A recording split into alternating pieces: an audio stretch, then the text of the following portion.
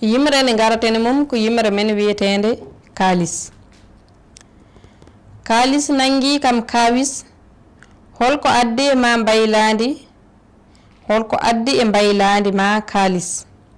Sabu hanki mbiyeteno ɗa ko lekki gacce kono a wana lekki mayde kalis.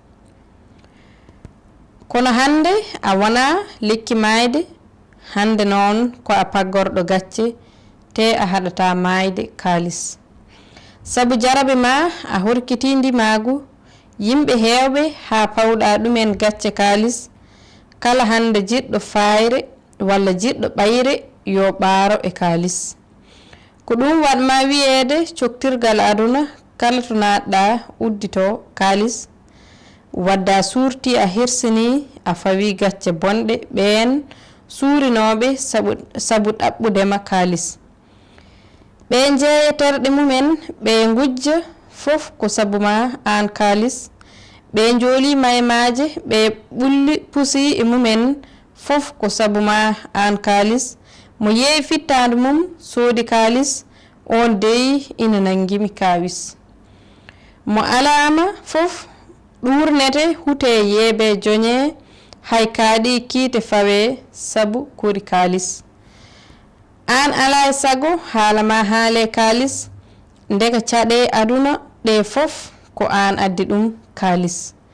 Jinnaɓe e suddiɓe e sukaɓe fof jeewama sabu ɓiɓɓe fof jiiloyima kalis. Kasoji heewi leliɓe sabu wujjudema an kalis. A halki pittali kewɗi a haalti sirruji fof ngam jarabe ma an kalis.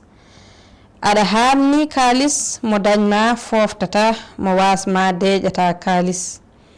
Jogiɗoma ko haali fof jaɓe an kalis. Mbaccoɗen koye men wata bomde en o kalis. Ɓe hen mbiya mayde ɓuri wasde kalis. Elle ganda ko neɗɗo wawi hebde kalis kono wawa hadde neɗɗo mayde sabu mum hewde kalis. Yiɗɓe fof hande a hebti kalis kala jogiɗoma ko ɓoseteɗo ina bate hayso rokkatama kalis. Naywuɗo o resa suka sabu ina jogii kalis. Suka ronka resde suka hayso ina yiɗi tawde tan ala kalis. So en ndentaki ma halku en o kalis. Ko nafanno so watti leptude ina foti rentede koy o kalis. So ɗaɗi gonti buruti cellal weɓata ɗin ɗaɗi goni kalis. Cafro watti ɗeɗɗude koy on woni kalis. Yondinare ko ngalu mawngu e o kalis kono kuñƴuɗo ko bomare mawde e o kalis. Warde e fiide e heptu fof ko caɗele o kalis. Min dey mi huli ko jimi e o kalis yo gen won ballo o danda en e bomare o adda e men jam o danda men bomare e o kalis. Kuɗol Saydou Hammel Mbare on woni malaɗo giɗo leñol. Ɗum noon yo Allah jaabo dowuji ɗi o duyi. Ɓe ngala kalis ɓe yo Allah rokku ɗumen jogiiɓe kadi yo Allah rokku ɗumen hakkillaji moƴƴi e no ɓe balliri bandiraɓe maɓɓe walla ni ɓen ɓe poti wallude. Yimre ne garatene mum ko yimre men wiyetende soyno jam ari. Soyno jam ari. Kala ko aɗa soyno yo taw ina ara. Kala ko tajata goddol ina wara mi ƴettat kuɗolam tan miijo sora.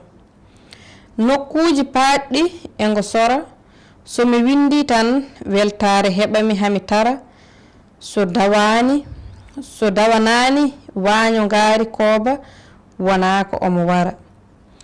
Gaño so yi dental men tan wiyata kone sara kono ngari kikkodiren balabe piilodiren cooneɗen e mona ara. Haasidagal ɓernde neɗɗo ina wara ko geno jogii ko ina heewi ñaago beele jam ara. Mo haasidagal wari sago mum wona ko ari gobbeɗa duuɓi 50 caggal ɗum saate ma ara. Min dey mi huli haasidagal e ko taƴata ɓoggi ɓernde ina wara. Jam dey ɓuri hammade samba jiiloɗen beele ara. Sa dañi caɗele tinno kebbina mooso ganda jam nana ara.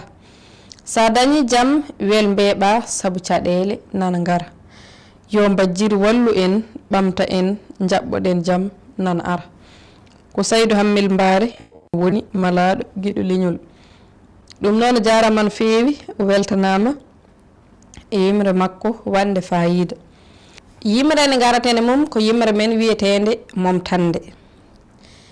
momtande holinde yontande needi en natti hattande nguura wodani sag sokkande holmo taƴi nde jokkande tufol yooɗi koye wakkande pine men jaadi e fittande heddaki hay sirƴande ɗon dañataki heddande jiimi dingiri koye wirtande feeñi hen tan ko lewñande ɗum kam elle ko yerɓande momtande jangude windande e hakkille yo won hoɗande faam tan ko ɗum yuwande loggimi koye wande pulle fof nangu ko bande ko ɗe mette no ɗe jande ɓe muddiɗɓe ɓe ngala gande yontande hetto holto dilli nde fiyande ko kalduno ɗen watti siyande hay goto dañani hen layande beele ma heddo ɗone te ɓirtande teskimi e bandam ko sirtande fofrende am wonti moƴande ko Abdoulaye Ali Diallo lollirɗo jallis yimre nde garatene mum ko yimre men wiyetende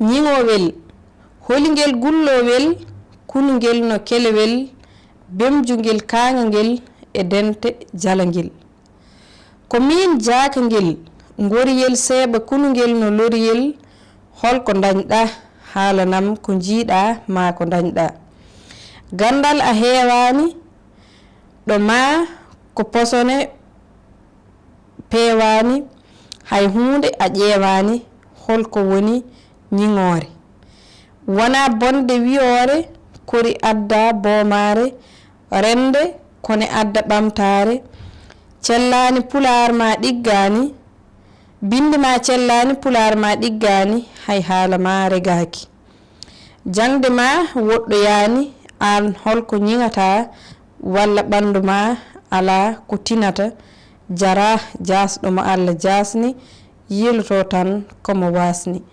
Abdoulaye Ali Diallo lollirɗo jallis eɗen gandi jime mabɓe goɗɗe en tawat jime ɗe eɗe kippi kono tawete ko haala mawka woni nder e yimre nde garatene mum ko yimre men wiyetende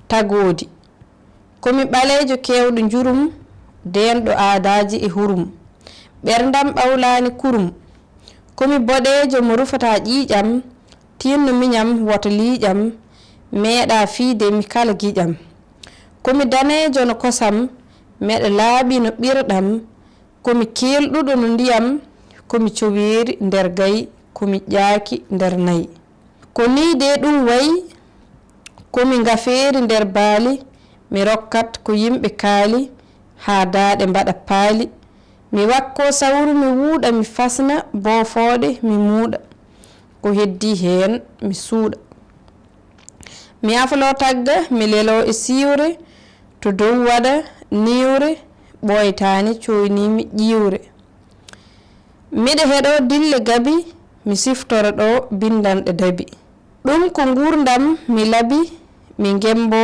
mi rema pooɗe mi ñippa tongu mi asto ɗoɗe mi sawdo mahoɓe looɗe mbaɗe e am kuugal mi anda bone luugal sabu dawra ko duujal Abdoulaye Ali Diallo lollirɗo jallis e yimre nde garatene mum ko yimre men wiyetende e jimol wutteji jeeɗiɗi ɗi fulɓe jimol wutteji jeeɗiɗi ɗi fulɓe yo buuɗal yurmede muti holmo wino hiirata hiiri ha caafe carfe cooye congima jirlima jawtoyi to ñalawma heedi leydi mojima ɓuuɓol yo jam hiir waala weeta haa to yilmere e niɓɓere njerndiri jawdi hisi jofi rendi taarima wuro ɓesngu naati foftima e koɗorɗe yo gite banda en koode jamma ndeyan ɗate koode petti layi caakima e dow binde geno dundari ɗe timto e beeli keeli tooro e dalli keeri e booro. Minen ɓiɓɓe fulɓe min piɓi wondore e barke gawri e kosam e nebam e wonki debbo e nagge e burgal cippowo e sawru durowo. Min ɓornima ɗiɗo wutteji jeeɗiɗi ɗimin ceekata ɓortata jamma e ñalowma. Goo wutte enɗam sañira garaji yurmede. Ɗiɗi wutte dewgal ñotira mesalal sutura suura huura. Tati wutte gilli gobira hoolare. Nayi wutte jawdi haddira barke. Joyi wutte gandal suddira nunɗal. Jeegom wutte gondigal teppa sinka suɗa cuɗari muñal. Jeeɗiɗi wutte teddungal wakka wakkitira niidi. Hayo hiiri. Hoodere wendogo jawtama nde udditi harimaji e durunɗe bangi mutal. Nde udditi harimaji e durunɗe bangi puɗal. Koode kammu nduusi jamma ha nanditi e nayi leliɗe e dingiral kucciɗɗi hirnangi. Hoodere rewo woni jonne ngaari kal haldi. Ɗatal gallaɗe burgal siftini gay coweji. Bangal manditini tiggal gooleji. Ɗaccuki muuyi maale biigi baggi kammo tiitorima lewru e hayre mbañu no yiite bewnirta e pooye e nder gure. Coyne layeteri koodal mawngal dawaɗi no mandinta mawngal wuro ilo. Ha naggal mawngal muynina gool mum muyninora gooleji janane. E ngala yeeɓa cete ɓiroɓe jinnirɓe hootoɓe rondiɓe lehe kosam ma mbiya lawol fedande malaɗo. Kuɗol docteur Amadou Sadio Dia e docteur Amadou Ouri Diallo. E ɗum noon on beltanama no feewi yiɓiyankoɓe Ayaawo Pinal TV. En garde e yewtere men jime jimɗi ha ɗo. Ɗum noon ko ɗo mbaynodirten e bandiraɓe ha sahaji goɗɗi so hoddiro hawri e hojomaji. So waɗi cugge cagge perguitte yafoye ɗaɓɓama yewtidanno e mon ko miñiragel mon bandiragel mon Dewel Diallo Maymoun Oumar debbo mo heelanni. Allah jarama on jarama. Yo Allah rokku en yiide sahaji goɗɗi. On jarama.